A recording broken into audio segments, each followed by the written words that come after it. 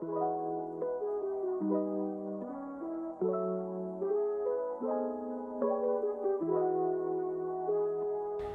digital lagi, bank digital lagi. Kira-kira fenomena ATM ditinggalkan ini berpengaruh nggak ya ke BBCA? Spill nih, BBCA ini juga punya bank digital loh yang namanya Blue. Kira-kira gimana ya prospeknya ke depan? Tonton video ini sampai habis ya. Mau dapat bimbingan intensif belajar saham dan referensi? Bisa tanya jawab secara intensif? Yuk, daftar Mtrade sekarang di mtrade.id/whatsapp atau klik di bawah sini ya.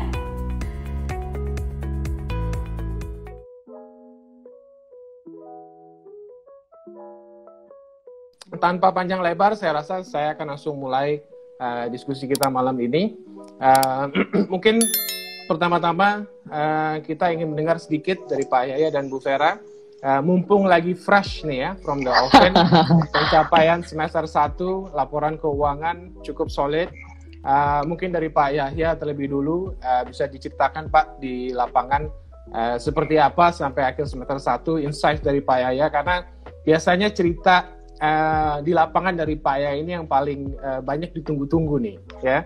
Baru nanti mungkin dilanjutkan oleh Bu Vera terkait mungkin matriks yang bisa di-highlight dari pencapaian sampai semester 1 kemarin. Silakan Pak Yahya. Terima kasih Mas Pandu. Assalamualaikum warahmatullahi wabarakatuh. Salam sejahtera, Om Swastiastu, Namo Buddhaya, salam kebajikan. Untuk semua Instagramers ya. Ini dari grupnya Ibu Ellen, dari BCA Sekuritas, dari Good Life ya. Kita bergabung 3 in 1 atau 4 in 1 nih, nggak tahu nih. All in one Pak. Ibu Ellen, join juga, kita bisa santai-santai ya. Nah, kalau bicara performance ya, di bulan Juni profit kita dibanding tahun lalu naik 18%.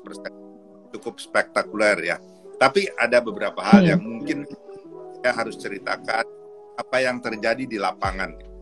Tahun lalu kita ingat, sebelum COVID, di Wuhan udah ada COVID, Indonesia belum ada COVID. First quarter, performance kita bagus. Tapi begitu COVID ini datang kemari, bulan April, Mei, saya ambil 2 contoh yang paling berat. KKB kita itu biasa 1 bulan 2 triliun. 1 bulan kita lepas 2 triliun. Itu turun cuma 90 miliar bulan April. Naik menjadi 200, menjadi 400. Tetapi 2 triliun dibanding 400 kan kecil sekali. KPR sama juga. Tadinya kita bisa 2 sampai 2,5 triliun per bulan. Itu turun hanya 800 miliar sampai 1 T.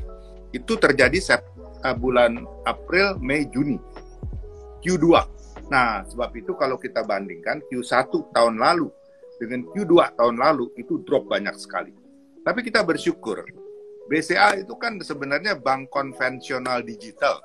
Nah, jadi kita untuk memperkenalkan virtual dengan para dealer mobil, ajak customer kita, berikan interest yang terbaik. KPR begitu, kita coba adakan Virtual Expo pada bulan Agustus tahun lalu, itu percobaan dulu ya. Undang developer, undang nasabah, itu kita bisa memperlihatkan 3D dari setiap rumah itu. Ada juga 360 degree, jadi orang bisa keliling ngelihat videonya, ada macam-macam. Jadi orang tuh merasa betul-betul seperti datang ke pameran. Nah, tapi apakah 100% digital? Enggak. Ternyata nasabah kita karena usianya mungkin ya dari yang 20 sampai 90 ada komplit pokoknya di BCA. Nah, nggak semuanya bisa end-to-end melakukan digital dari aplikasi sampai selesai proses. Hanya 30%. 70% itu masih ditolong oleh kita, Aro, pimpinan cabang ya. Ini dan juga Halo BCA kita. Nah, ini sangat bermanfaat. Jadi suatu hybrid antara digital dengan betul-betul touch. Ini yang menjadikan suatu kesuksesan kita. Bulan Agustus itu KKB udah naik dari tadinya 90 miliar 200 itu sudah sekitar 1,2 triliun. KPR juga demikian, dari 2 triliun turun ke 800, Itu udah mulai naik ke 1,5 triliun. Nah, momentum terbaik di kuartal pertama tahun ini, yaitu bulan Februari Maret ketika ulang tahun BCA. Nah, disitulah kita mengadakan suatu event yang besar-besaran, tetapi semuanya virtual. Tidak lagi, dulu kita kumpul di ICE BSD ya, bikin pameran di setiap kota, di Semarang, di Bandung, ada 7 kota kalau saya tidak salah, Makassar dan lain-lain. Sekarang nggak perlu. Dengan virtual, kita bisa blast ke seluruh Indonesia. Dan nasabah di kota-kota tersebut tentu cari lokasi developer yang terdekat. Kita ada filteringnya. Lokasi, tipe rumah apa, seperti apa. Itu sangat membantu. Dan tidak lupa, CSO kita, ARO kita, cabang kita itu fully support. Nasabah dibantu. Karena kita tahu tidak bisa end-to-end proses seperti ini. Bahkan terakhir harus datang ke notaris kan harus diatur. Belum ada notaris yang bisa virtual saat ini. Jadi deal KPR atau mortgage tadi tetap harus ketemu notaris. Itu pintas ya yang dapat saya gambarkan. Nah, itu ada pilihan kita sehingga tahun ini di first half itu luar biasa yang kita capai. Tetapi tentunya dengan disclaimer kita tahu PPKM darurat ini akan membawa penurunan lagi terhadap semua omset dan ini kita alami di bulan Juli ini saya pikir pasti akan terjadi koreksi, tetapi kami pasti lebih siap daripada pertama kali kita menghadapi COVID. Betul waktu itu kita tidak tahu harus mau kerja apa gitu ya. Ini salah satu contoh konkret di lapangan yang sangat bermanfaat ya, dan saya pikir bagi perbankan juga ini suatu timing untuk memudahkan atau mengurangi cost kita, biaya-biaya training, perjalanan dinas, banyak hal yang kita bisa efisiensi dengan digitalisasi ini ya. Dan juga kalau kita lihat data ya, saat ini hanya 0,8% transaksi di cabang-cabang. Padahal kita ada 1.250. Mau dibilang sepi, enggak juga, tetap rame cabang. Tapi itu represent hanya 0,8%. Di mana yang terbanyak? M-Banking kita, sekarang ada My BCA yang merupakan super apps kita, ada juga dari internet banking. Nah, ini masih banyak dan ini represent sekitar 87%, 86,5 lebih lah, 86 mungkin ya. 13% ATM. Dulu ATM itu bisa lebih dari 35% transaksi melalui ATM. Sisanya 0,8 itu yang ke cabang-cabang. Suatu perubahan yang dramatis. Sebab itu kita bersyukur bahwa kita sudah introduce digitalisasi BCA sebelum adanya COVID. Sehingga kita sudah terbiasa dan nasabah kita sangat tertolong sekali dengan adanya digitalisasi di BCA. Saya pikir itu dulu prolognya ya. Nanti kalau kita bicara digital, BCA, konvensional itu ada acara seru lagi. Nanti Mas Pandu yang akan Iya. Bu Vera. Baik Pak ya, terima kasih Pak ya. Bu Vera silakan Bu kalau ada yang ingin tambahkan. Makasih, makasih Pak. Saya tambahkan sedikit ya. Teman-teman, tips apa sih dalam memilih-milih bank? Terutama buat para investor ya. Baik milih bank yang pure digital kagak ada cabangnya atau yang bank yang dengan cabang. Nah, andalan di bank salah satunya itu adalah low cost deposit. Yang sering disebut dengan KASA, giro dan tabungan. Di BCA, KASA ini mendominasi 78% dari total dana kita. Kalau kita bandingkan dengan industri itu di 58%. Jadi kebayang ya, gapnya itu besar sekali. Nah, 78% dana yang kita sebut low cost deposit, cost of funding kita itu 40 bips. Kita bandingkan dengan market, ada yang bunganya malah mendekati bunga deposito. Inilah yang salah satu yang mendominasi bagaimana BCA sampai hari ini bisa terus bertumbuh dengan kualitas kredit yang cukup bagus ya. NPL kita di 2,4% hari ini, industri 3,2%. Nah, KASA ini tetap tumbuh 17% loh teman-teman, year on year ya, sehingga market share kita juga nambah. Nah, tadi Pak Yaya sempat sebutkan mengenai transaksi, saya ingin tambahkan, untuk KASA bisa terus robust ya, funding franchise BCA saya sebut sih sangat robust. Itu ada beberapa driver teman-teman, inilah yang membuat satu bank dengan bank yang lain unik. Pertama, jumlah nasabah baru. Itu penting, karena kalau nasabah baru, bring us new business. Nasabah baru tahun ini ya, hanya 6 bulan. Year on year itu naik 18%. Ini record high Bapak Ibu. Biasanya itu naik 12-13%. Tahun ini 18%. Transaksi itself, hanya jumlah transaksi ya, baik melalui mobile banking, internet banking, whatever.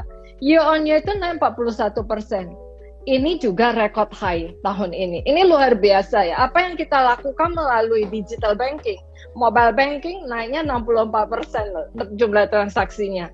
Banyak yang sebenarnya investor teman-teman suka nanya, hype transaction bagaimana? Hype transaction itu biasanya investor suka refer transaksi melalui RDN, saham. Ini yang domestik ya, efek-efek melalui exchanger untuk aset kripto.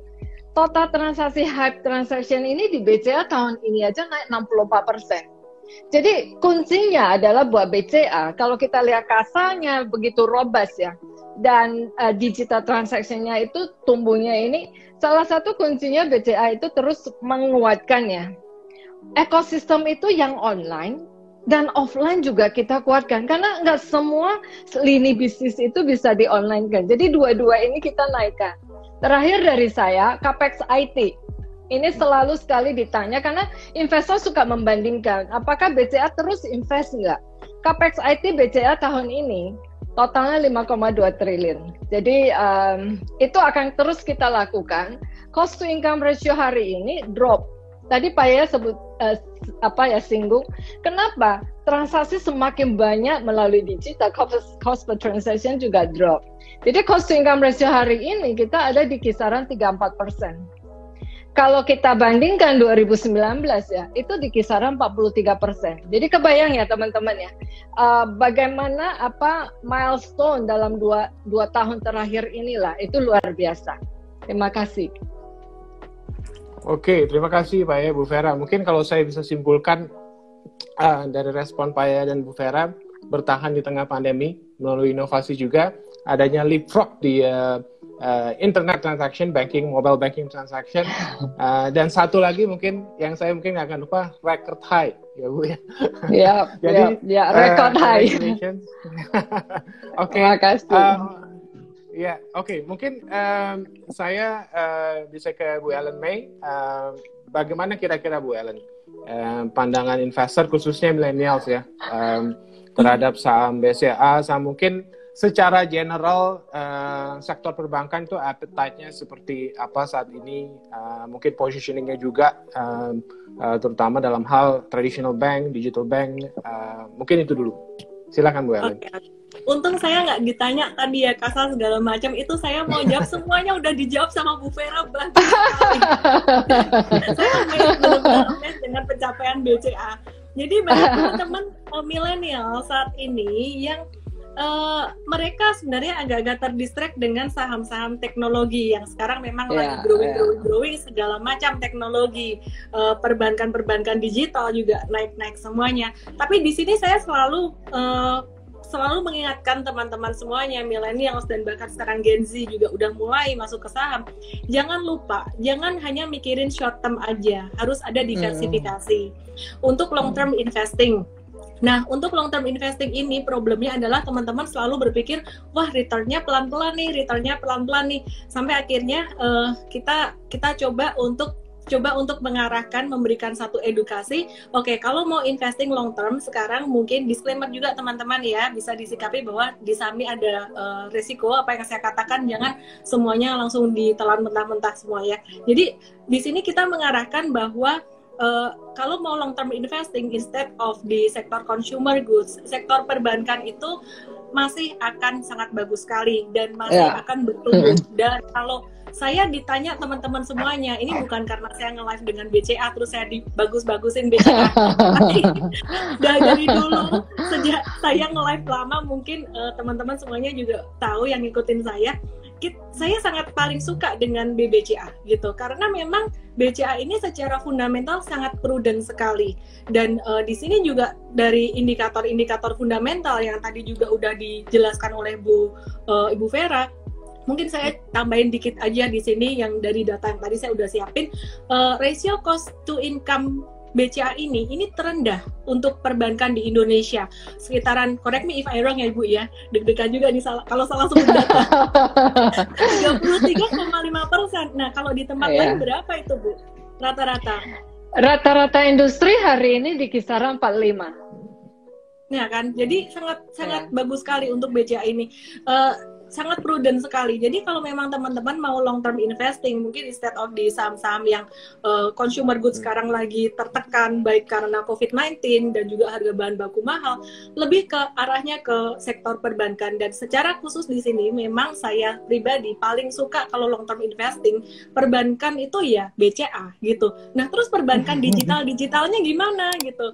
Tadi saya sempat ngelalui sebentar kayak 30 menitan dengan salah satu tim saya dengan Coach Andre Benas. Di situ saya juga katakan bahwa untuk perbankan digital yang lain tuh saya sifatnya mungkin trading, trend following aja. Tapi kalau misalkan saya mau beli ini hadiah untuk ulang tahun anak saya, nanti mungkin dia sweet 17 gitu. Sekarang dia masih 10 tahun ya, 14 tahun gitu.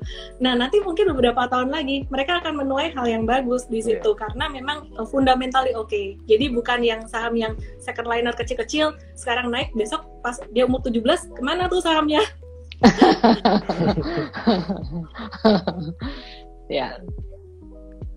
Oke, thank you Bu Ellen untuk independent reviewnya. Mungkin ini topik yang saya rasa akan cukup menarik. Tapi sebelum saya masuk ke kita bahas lebih dalam mengenai digital banks, mungkin kita akan sedikit lebih bahas mengenai rencana strategi Bank BCA ke depan. Tentunya kaitannya dengan tren digitalisasi di sektor perbankan. Apa sih sebenarnya perbedaan conventional bank atau traditional bank dan digital banks? Mungkin satu juga yang harus kita bedakan juga ya, perbedaan digital banks dan digital banking, terutama digital banking services ya, karena saya rasa semuanya juga mengarah ke sana gitu ya. Terutama mungkin pertama saya ingin ucapkan congrats dulu Pak Yaya, Bu Vera, sebelumnya untuk launching Blue, anak bungsu dari Bank BCA. Langkah awal untuk BCA juga ikut serta dalam cluster bank digital. Mungkin bisa dibahas nanti roadmap ke depan dan mengedukasi kami juga terkait dengan digital bank. Silakan Pak Yaya, mungkin Pak Yaya bisa terlebih dahulu menjawab. Terima kasih Pak Pandu. Jadi mungkin saya sedikit banyak bedakan dulu nih konvensional digital bank. Nah, kalau kita lihat konvensional bank itu apa aja kerjaannya dan bisnisnya apa aja? Ada ke korporasi. Ini triliun-triliun pinjaman ya, infrastruktur, jalan tol segala macam kita bisa biayain di situ. Kemudian kalau bicara corporate, itu tentu ada derivatifnya. Ada forex transaction, ada transaction, di mana itu semuanya menghasilkan fee base. Ya, itu ada di conventional bank. Bisnis komersial itu kita classified biasanya bisnisnya besar, cuman terbatas regional di Jawa Timur, di Kalimantan Selatan, regional. Kemudian ada juga yang SME, ini sebar kemana-mana. SME masuk juga yang kecil-kecil dan menengah ya. Plus ada KPR, tadi saya sudah sebut, ada KPR, ada KKB, jualan mobil dan kredit rumah. Plus ada credit card dan payment. Payment itu kalau tadi saya jelaskan ya, sudah tinggal 0,8% yang datang ke cabang. The rest mobile banking, internet banking, my BCA baru. Jadi basic that is all the business of conventional bank, di mana kalau kita lihat ya payment business yang nanti akan menjadi fokus digital bank dan juga loan yang mungkin segmennya jauh lebih kecil, lebih ke arah individual. Rasanya kalau PT-PT besar bisa sih pinjem, tapi pasti nggak pakai aplikasi minjemnya. Ditawarin secara konvensional, didatangin, ditawarin. Mungkin digital bank juga sekarang ke depan ya, tidak semuanya secara aplikasi. Pasti ada juga tim marketing nawar-nawarin deposit gede, susah dah ngarepin dari aplikasi. Nah, kita bedaannya. Nah, kemudian ada isu katanya begini, kalau konvensional bank itu geografiknya harus banyak cabang. Kalau digital hanya satu, cukup. Nah, sebenarnya kenapa bisa begitu? Karena masalah open account. Nah, sekarang di BCA pun open account udah nggak harus datang ke cabang. Dari kita mulai ratusan per hari, sekarang udah sekitar berapa Bu Vera? 10.000 ya? 10.000 account, 10.000 loh per hari kita bisa open account dengan online tanpa harus datang ke cabang. Kalau dulu memang kita butuh widespread cabang untuk mereka datang dan buka account misalnya. Tetapi fungsi ada lagi yang lain, yaitu big cash transaction. Kalau yang kecil-kecil kita ATM banyak. Bank digital bisa gantol untuk ATM. Mungkin nanti bisa kerjasama ya, bayar fee tapi ke kita, sorry ya, kita udah sediain mesinnya, fasilitas, kalau you mau pakai you harus bayar, ada switching fee. Kalau nasabah kita free alias gratis. Ya, itu keunggulan daripada ya. Dan kalau kita lihat ya dari segi risk management, dikatakan risk management dari bank konvensional ini jelimet. Kalau risk management ini kan ada AI, ada machine learning segala macam. Karena hanya satu segmen individual. Konvensional karena ada corporate, ada komersial, ada SMB, ada corporate. Ini kan segmennya beda-beda. Ya jelimet lah. Pasti jelimet itu urusan konvensional bank gitu. Tetapi kalau kita hanya urusin individualnya, mungkin nggak sejelimet yang kita pikirkan. Nah, itu mainly perubahan. Nah, kemudian, ini juga sekedar ya, saya nggak mengatakan digital bank nggak punya prospek. Ada, pasti. Yakin, hakul yakin ke depan itu akan berkembang. Tetapi kita lihat, di negara lain, di Korea, ada berapa digital bank? Yang top, Markotop, Kakao Bank. Saya belum dengar loh yang nama lain. Ya. Ada K-Bank. Ya, bank lain berusaha tapi belum kedengeran. Di Cina ada WePay, ada Alipay. Ya mungkin nempet ini bisa bangelnya. Dari 1,2 miliar cuman 2, 3, mungkin ada 4 lah di Cina. Yang lain, yang 2 lagi saya belum dengar siapa. Bayangkan bahwa di negara Indonesia dengan 260 juta manusia ya, people, pasti akan ada yang berhasil. Tapi mau berapa banyak?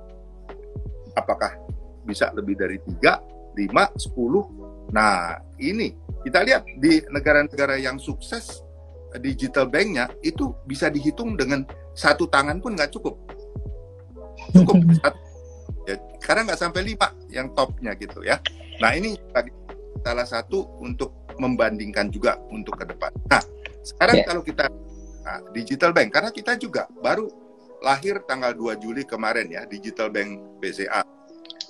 Nah apa sih persyaratan suatu digital bank kalau mau dilihat career path-nya yang bagus ke depan?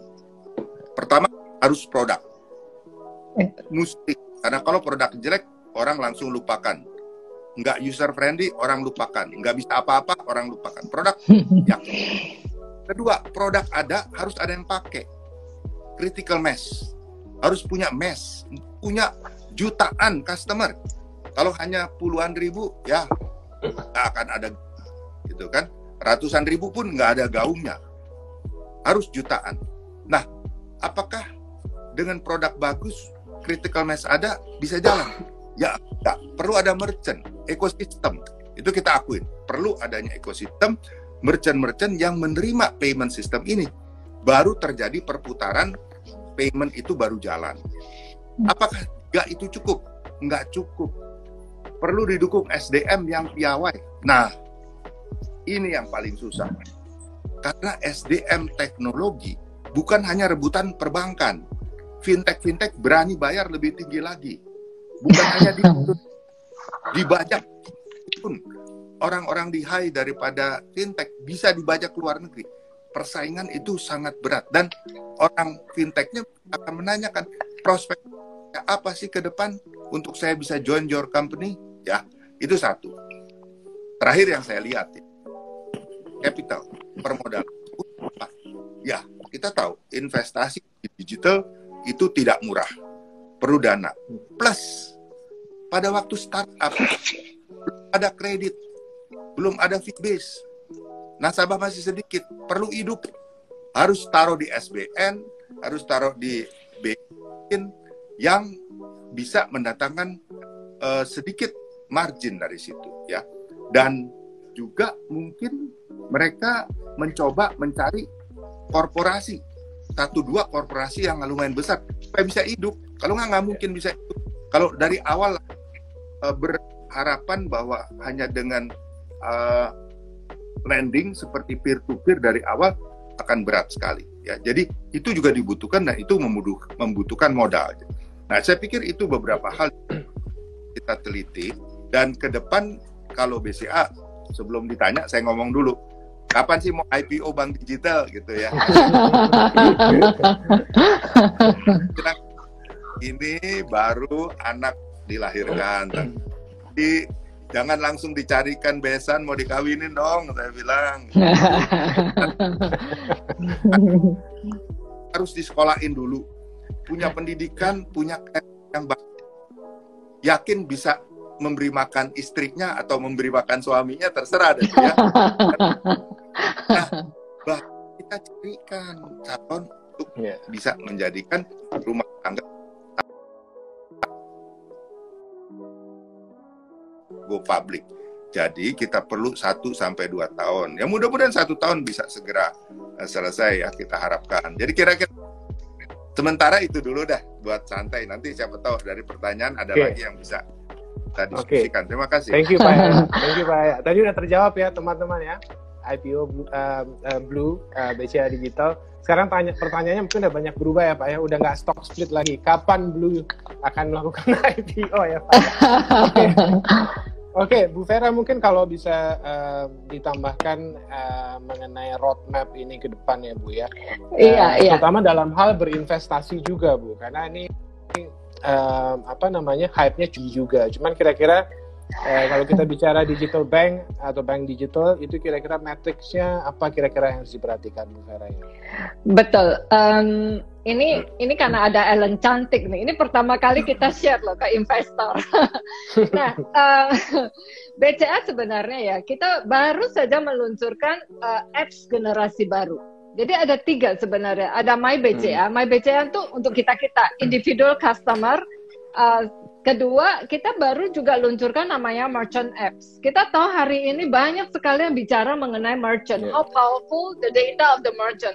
Nah, kita lakukan baru luncurkan merchant apps. Another one is for business ya, My BCA Business.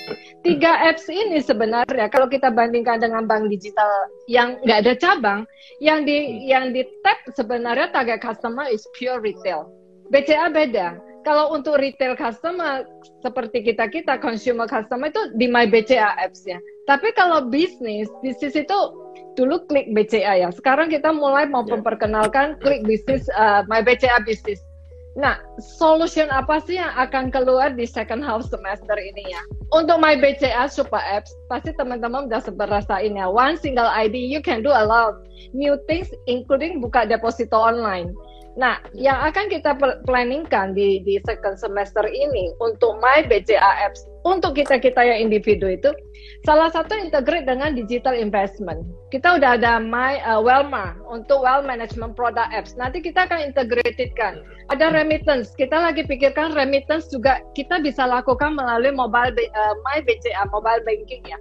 Itu bisa FX. Kemudian ada juga personal financial management untuk kita nih. You can see your portfolio, how the portfolio perform dan sebagainya. Gamification karena ini adalah another trend, another hype. Jadi promotion and reward offers bisa dilakukan juga. Dan untuk merchant apps, saya nggak lihat ada yang udah lakukan. Karena kenapa? BCA ini kan melayani bisnis dari corporate hulu ke hilir, corporate sampai ke yang individu customer. Ekosistemnya, supply chain-nya komplit di BCA. Sehingga apapun yang kami luncurkan, mau touching individu customer or either you are business customer, it's just to integrate ya. Nah, merchant solution itu in one platform hari ini kita mau lakukan. Jadi digital onboarding buat yang mau berbisnis baru ya, kan perlu dong QR, perlu dong kadang EDC machine or whatever. You can apply through digital. Ini kan efisien dan murah buat pebisnis ya, apalagi yang banyak masuk ke bisnis online. kita juga rencana akan masukkan ke merchant apps itu store management.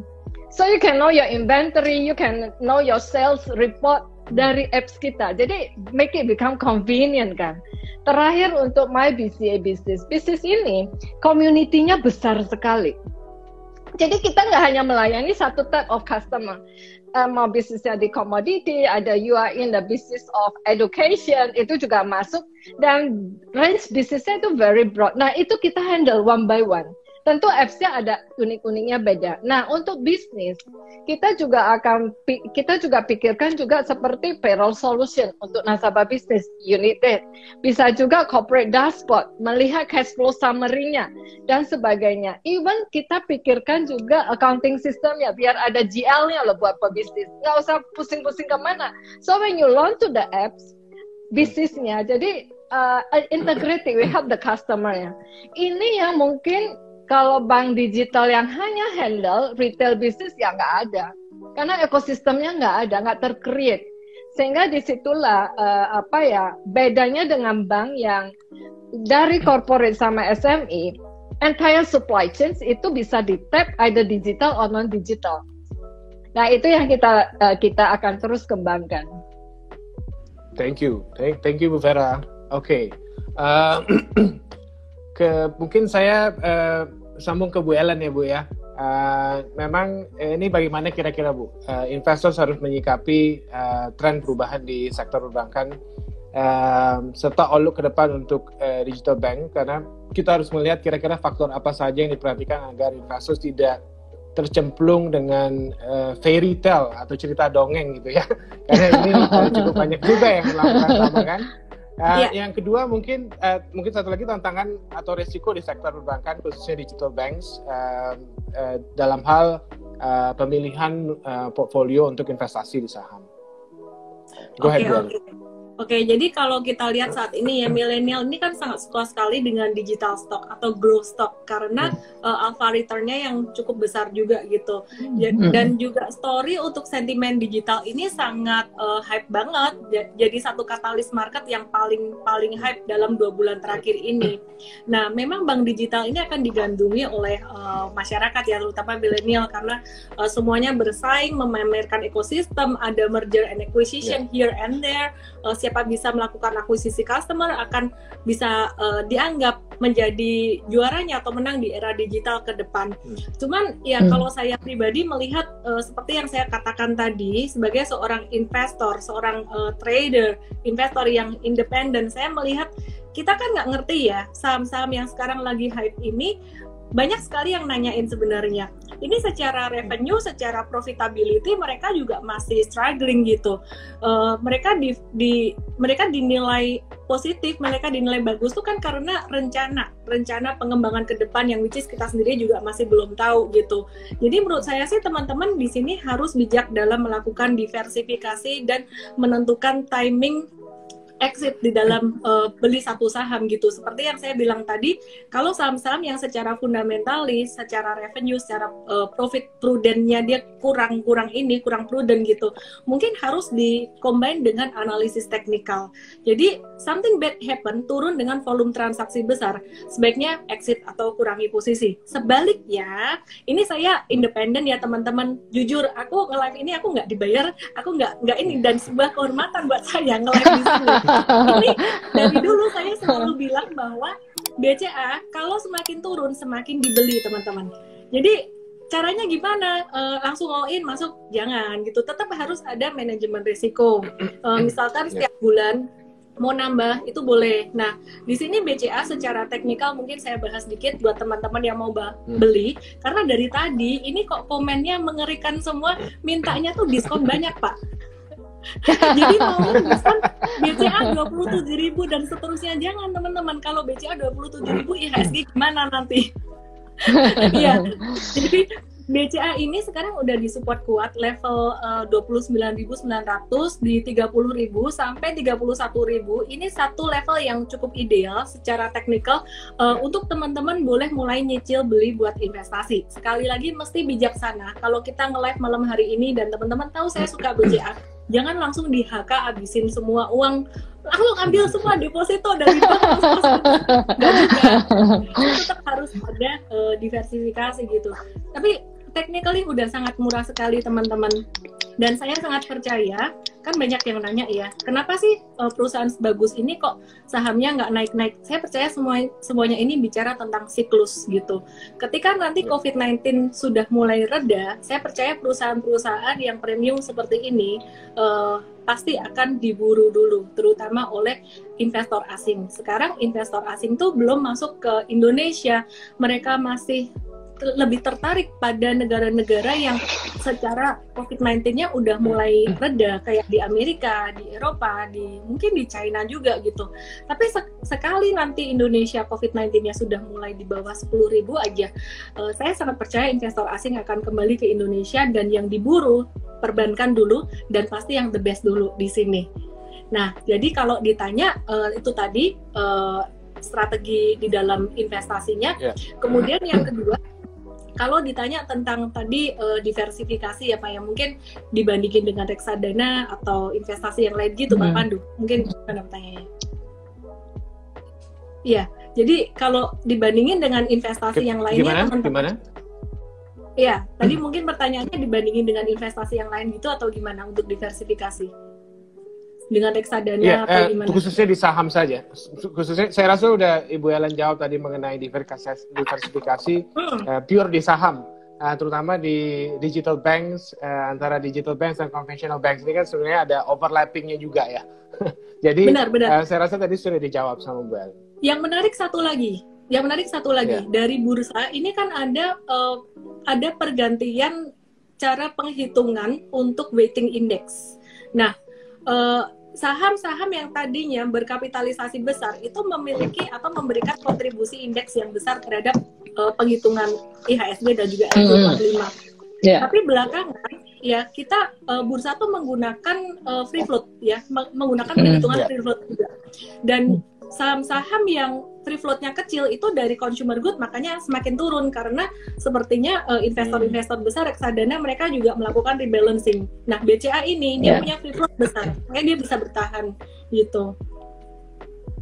Oke, thank you so much Bu Ellen. Very clear ya teman-teman semua ya penjelasan dari Bu Ellen.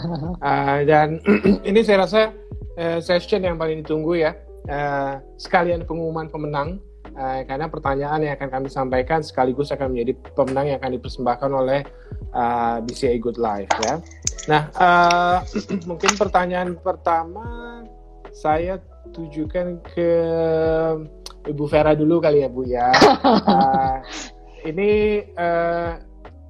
penanyanya adalah @impostor_Wilson ya.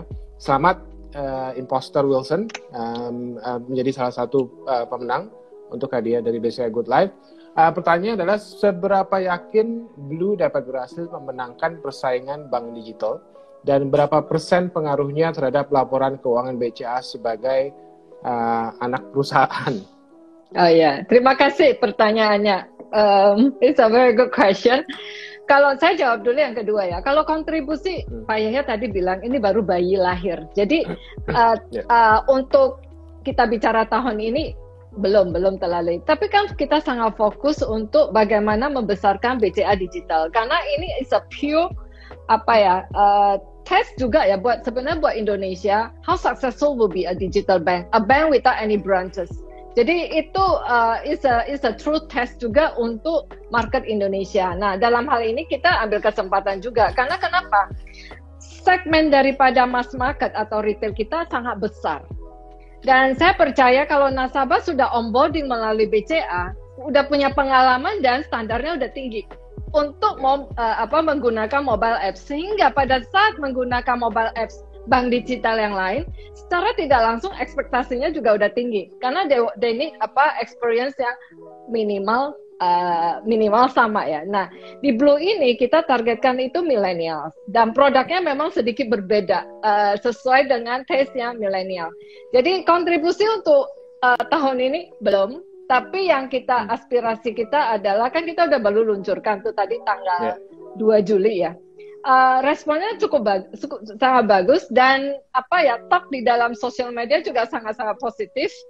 Yang kita mulai lakukan banyak adalah bagaimana nasabah bisa melakukan transaksi lebih banyak lagi, karena kita akan continue kolaborasi dengan banyak ekosistem. Buat Blue untuk lakukan itu nggak susah. Kenapa? Karena di BCA kita udah lama jalankan ini. Jadi ini adalah dengan warna yang totally very different, attached to young millennials particularly. Jadi saya pikir it's a very good momentum buat BCA. Sekalian juga anak perusahaan BCA Digital ya. Kalau masalah modal, masalah support, nggak usah dikhawatirkan. Kita BCA itu selalu ready di belakang untuk support, karena buat bank untuk bisa tumbuh banyak hal, nggak hanya teknologi. Technology, everyone can buy the same technology, but it doesn't mean you can exercise the same result. Jadi itu udah proven record. Kedua, bank tetap bank. Jadi kalau misalnya when you are onboarding, do the transaction, ada problem, mesti ada yang standby untuk help solve the problem. Beda ya kalau kita belanja, barangnya nggak suka, kadang kita bingung mau komplain kemana. Di bank nggak bisa, Ellen. Di kita juga diawasi OJK. Jadi bagaimana nasabah kalau nggak ada transaksi yang menurutnya nggak pas, they can apa? Nah, dulu hari pertama lahirnya dia udah disupport dengan call center yang kelasnya sekelas dengan Halo BCA. Jadi itu kan top banget buat nasabah. Jadi nggak usah khawatir bertransaksi melalui Blue. Saya yakin apa yang sudah didapatkan di BCA akan kelihatan di Blue, dan mungkin lebih menarik karena itu sesuai dengan lifestyle-nya milenial. Mungkin boleh saya nambahin dikit nih ya. Silakan. Kalau saya perhatikan ya, bedanya BCA dengan mungkin bank-bank digital yang lainnya ya, BCA ini full bank, corporate bank gitu. Jadi bukan cuma retail gitu ya. Nah, kalau bank digital itu kan branchless, BCA ini ada branch gitu ya, dan nasabahnya juga full semuanya. Jadi saya rasa juga pastinya lebih kuat, lebih prudent lah teman-teman. Iya, prudent udah pasti Ellen, karena itu bagian dari BCA. Kalau support modal dan sebagainya nggak usah dikhawatirkan, karena it's part of BCA anyway gitu loh. Jadi ya. Boleh nanya nggak Bu? Sama Pak Boleh, silakan.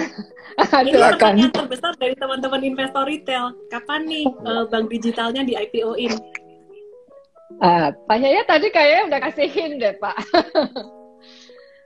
Ya, jadi kita kan berprinsip ya bahwa untuk bisa menjual saham ke masyarakat itu perlu permodalan yang kuat. Ya, saat ini baru 1 triliun. Yakin kita harus tambah modal, dan kita juga harus mengembangkan suatu ekosistem. BCA sendiri sebenarnya sudah punya. Kita punya 500 ribuan lah merchant. Kemudian nasabah BCA 20 juta. Saya nggak tahu berapa yang bisa nanti di BCA digital untuk meng-create suatu critical mass. Itu penting saya pikir. Dan kita juga erat dengan banyak sekali ekosistem yang sudah ada di pasar. Nah, itu digandeng, colek atau apa, itu kan akan memperkaya persiapan kita. Jadi untuk menjadi bank yang public company, saya harus betul-betul tidak hanya cerita. Kita dalam bulan-bulan ini kita akan memonitor bagaimana perkembangannya. Kita lebih senang pada saat IPO kita datang dengan fakta ini yang sudah kita dapatkan nih. Ke depan ada basis untuk loncat ke depan. Kalau tadi berapa sih kontribusi dari bank digital? Nah, kalau saya lihat yang sekarang pun kalau yang ada paling berani 3 tahun ke depan baru memproyeksi profit yang signifikan triliun katakan ya. Nah, BCA udah 27 triliun tahun lalu. 7 triliun tuh udah nyata gitu. 3 tahun lagi udah naik berapa lagi? Nah, digital kita juga mau begitu. Kita start from the foundation, itu paling penting. Jadi kalau kita mulai tidak dengan fondasi yang kuat, digoyang angin sedikit rubuh. Jadi kita harus betul-betul kuat, fondasi, harus sabar, harus ada track record. baru kita bisa bikin satu story ke depan yang akan kita penuhi. Selama ini kenapa ya itu dipercaya oleh foreign investor? Karena kalau lagi jelek kita bilang jelek loh kepada para investor, terutama keadaan makro. Kali bagus kita bilang bagus, dan luar janji-janji kita bisa. That's why foreign investor juga banyak sekali yang suka untuk invest di BCA. Kira-kira begitu. Oke. Ya. Oke, cukup clear ya teman-teman semua. Pak Ya, Bu Vera, thank you. Mungkin next question dari @FJR Haman. Mungkin ini saya tujuan ke Bu Ellen ya, karena pertanyaannya sepertinya lebih cocok untuk Bu Ellen nih. Manakah yang lebih baik, invest di saham, reksadana dengan berbagai emiten, atau langsung invest BBCA saja langsung? Oke, sulit jawabnya. Karena di setiap reksadana pasti ada BCA juga, Bu. Gini, reksadana pasti ada BCA pasti. Cuman gini teman-teman, yang pertama tuh teman-teman kalau di reksadana itu kan memang kayak pizza gitu ya, isinya banyak gitu. Kalau nggak mau ngamatin saham secara langsung, mungkin reksadana bisa jadi pilihan. Tapi manajemen fee-nya kan besar dan juga di situ return-nya nggak sebesar investasi saham secara langsung.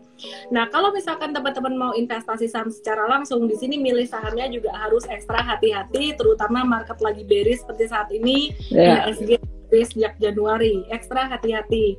Nah, ini jadi saya nanti dikira ini nih. Objektif aja. Di saham, kalau mau long term investing, kemarin beberapa bulan yang lalu saya sempat katakan, kalau takut investasi di saham nyangkut, beli saham A, saya nggak mau sebut, valuasinya udah murah, perusahaan bagus, tapi kalau turun terus, meskipun valuasi murah, turun terus. Nah, kalau teman-teman mau peace of mind, investasi jangka panjang, sekali lagi teman-teman disclaimer ini saya pribadi ya, BCA itu bisa jadi salah satu pilihan yang sangat baik untuk long term investing. Pastinya teman-teman kalau mau diversifikasi, kadang-kadang gini nih, banyak teman-teman investor jiwanya trader, maunya cuan, tapi cuannya maunya cepat-cepat. Jadi kadang-kadang kan kita ngelihat market masih sideways ini nggak bisa cepat-cepat ya, BCA juga masih sideways gitu. Nah, bisa di-combine. Sebagian portfolio mungkin untuk trading gitu. Jadi trading mau saham apa aja boleh, tapi tetap BCA ini untuk long term investing harus punya deh di portfolio. Iya. Dan Ellen mungkin ada satu yang saya selalu belajar, don't put everything in one bucket. Benar. Tapi di basketnya tetap harus ada BCA-nya. Oke, cukup clear ya. Jadi @FJRHMAN ya. Kemudian pertanyaan ketiga dari @hey_istraini ya. Mungkin ini ke Pak Yahya ya Pak ya. Era digital memang praktis, namun juga rentan dengan cybercrime. Apalagi banyak kasus rekening dijebol hacker. Gimana cara BCA mungkin memastikan keamanan transaksi digitalnya bagi para penggunanya? Silakan Pak Yahya. Ya, terima kasih. Pertanyaan sangat bagus. Jadi gini, pengalaman saya selama di BCA misalnya, kalau internal sistem kita build security firewall yang cukup susah ya untuk ditembus ya. Hacker mencoba, bukan nggak ada, banyak sekali, tapi syukur ya kita memprotek. Nah, yang kedua, namanya digital transfer itu harus ada telco. Ini juga sasaran untuk di hijack. Tapi aku yakin, telco juga punya security yang cukup ketat. Nah, titik terlemah itu di customer. Ini yang bukan main capeknya kita. Kadang-kadang tidak ada PC jangkrik, ada PC mahal. Kalau PC jangkrik itu gampang sekali ditaruh Trojan virus. Trojan virus itu muncul aplikasi BCA ya, dulu kalau internet ya, langsung diganti sama mereka, dan itu semua bisa terjadi bukan di BCA-nya, di nasabah. Dan nasabah ini sangat lugu, diminta PIN berkali-kali, dia kirim lagi. Padahal itu dibalik Trojan virus tadi, dia melakukan transaksi, disedot uang nasabah, bukan di BCA. bukan di telkonya. Dan kita juga jangan lupa ya, semua transaksi itu kita encrypt dan decrypt. Ya, jadi kalau di tengah-tengah hijack akan kelihatan angka ataupun di hijack. Tapi kalau di end sana, di mana sudah decrypt lagi, lalu si nasabah melakukan hal-hal yang kurang pandai, saya nggak berani bilang bodoh, kurang pandai. Ya. Terus ada yang minta OTP, dikasih. Ada yang bilang, padahal dia belum pernah belanja di satu Shopee, dah saya bilang, belum pernah belanja di Shopee, tapi dipakai nama Shopee, Anda mendapat hadiah dari Shopee, percaya loh, padahal dia nggak pernah belanja di situ. Itu jadi hal-hal yang lucu dan aneh, tetapi terjadi. Jadi selama ini kita bersyukur belum pernah kita dihack di dalam. Tapi kalau nasabah kena tanda petik hack karena di PC-nya atau di mana gitu ya, kelalaian OTP itu banyak terjadi. Dan selama itu bukan kelalaian nasabah, pernah kejadian seperti ATM ya. ATM itu dipasangin suatu alat elektronik ya, kemudian ada kamera dan itu di skim digandakan. Itu ribuan nasabah. Kita tahu ini bukan kesalahan nasabah, karena waktu mereka masuk mereka juga nggak aware ya. Itu kita ganti semua. Tidak ada yang lolos, kecuali ada yang memanfaatkan pada saat itu ya. Ternyata ada pembantunya, dia suruh ngambil ATM, dia bilang saya dihack. Nah, kita bisa tahu. Kita punya sistem CCTV dan lokasi-lokasi di mana terjadi kejadian fraud itu kita bisa detect. Jadi banyak yang ketangkep basah.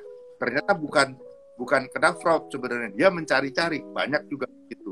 Tetapi kalau yang karena bukan kesalahan mereka itu terjadi kerugian, kita ganti 100%. Itu jamin. Tapi kalau karena kurang pandaian nasabah, ya mohon maaf. Kalau ngasih PIN, tanggal lahir, atau mau 3456, ya aduh capek deh.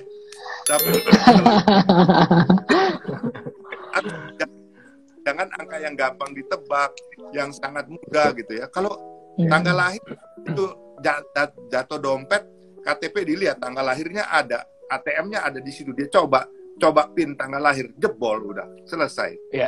Jadi hati-hati. Ya, baik.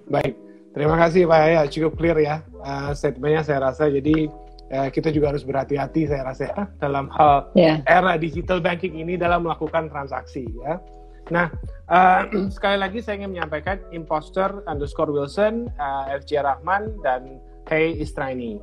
Selamat ya, sudah menjadi pemenang hadiah dari Bank BCA malam ini ya. Saya rasa kita sudah hampir 1 jam, tidak terasa memang, tapi hopefully kita akan ketemu lagi next time. Mungkin satu yang saya bisa summary-kan, good story does not always make a great investment ya. Tentunya kita tidak bisa tutup mata dan tidak membuka pemikiran mengenai tren perubahan teknologi yang mungkin evolusinya cukup cepat dalam 10 tahun terakhir ini ya. Semua berlomba-lomba menjadi bank digital, tapi saya rasa juga kita harus melakukan cross-check agar narasi atau cerita dari digitalisasi ini diikuti juga dengan pada akhirnya kinerja yang baik dan tentunya roadmap yang secara realistik bisa terukur ya. Dan mungkin satu message lagi yang tadi Ibu Ellen udah sampaikan berulang-ulang, saya rasa Bu Vera juga agree, Pak Yahya juga agree, sangat basic, diversify. Saya rasa itu cukup basic, tapi cukup menjadi fundamental yang kita harus terapkan dalam berinvestasi ya. Pak Yahya, Bu Vera, Bu Ellen, saya ucapkan terima kasih sebesar-besarnya dalam diskusi malam ini. Sungguh bermanfaat dan saya harapkan bisa menambah wawasan baru buat teman-teman semua di sini. Selamat malam, selamat beristirahat, dan salam sehat selalu untuk semuanya. See you next time. Thank you, Ellen. Bye-bye. All the best ya. Sehat selalu. Sama-sama ya. Jangan lupa download aplikasi Mtrade di Android dan nikmati edukasi freemium sekarang.